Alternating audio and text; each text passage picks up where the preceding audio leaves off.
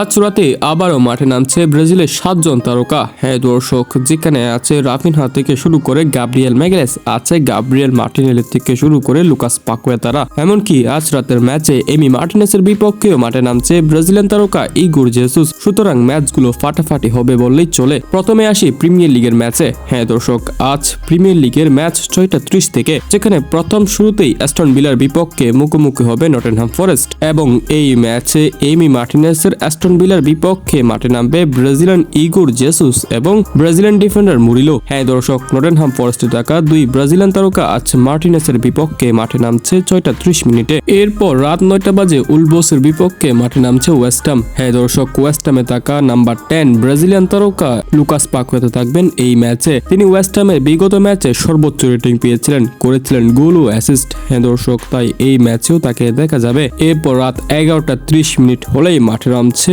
Arsenal, যেখানে থাকবে 3 Brazilian তারকা। হ্যাঁ দর্শক, 3 গাব্রিয়েলকে আমরা এখানে দেখব, যদিও বা প্রথম শুরু থেকে গাব্রিয়েল ম্যাগালেস এবং গাব্রিয়েল মার্টিনেলিকে দেখব।